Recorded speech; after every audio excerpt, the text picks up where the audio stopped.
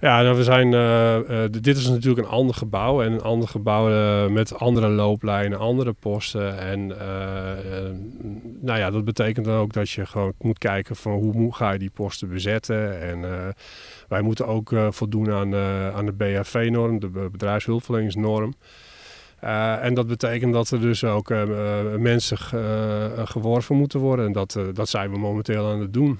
Nou ja, we doen het al een tijdje en we hebben ook samen met communicatie van RCN ook nog gekeken van hoe kunnen we dat beter doen. Hè? Misschien is er een manier om mensen daar wakker bij te schudden. Nou, dat is en onder andere het filmpje wat nu gemaakt is. Nou, dat slaat toch wel aan. Het filmpje was eigenlijk nog maar net uit en we hebben op de bijeenkomsten toch wel grote opkomsten gehad.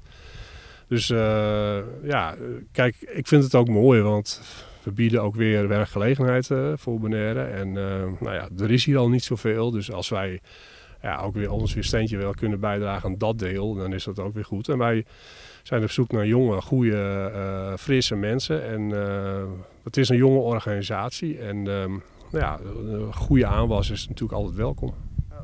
Hoeveel mensen werken momenteel in de gevangenis en tot hoeveel meer hebben jullie nodig? Nou, er werken nu ongeveer 112 mensen in de gevangenis. En dat is niet alleen maar bewarend personeel, hè. Het is van alles. Want we hebben natuurlijk ook allerlei ondersteunende diensten, zoals facilitaire, medische dienst, maatschappelijk werk, noem maar op. Maar waar we nu specifiek op naar zoek zijn, zijn dus mensen in de beveiliging. En we hebben volgens mij een man of 13 nodig. Dus daar is deze campagne ook op gestoeld.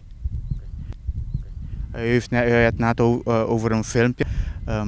Een gevangene die een documentaire maakt voor de gevangenis. Vertel ons meer over dit. Ja, nou dat klopt. Want we hebben eigenlijk zijn we natuurlijk gewoon omtrent die nieuwbouw praten we over van alles en nog wat. En we kwamen er op een gegeven moment achter dat we een jonge filmmaker in detentie hebben. En ja, die heeft ook aangeboden om een film te maken. En dat gaat dan eigenlijk over de oude situatie naar de nieuwe situatie.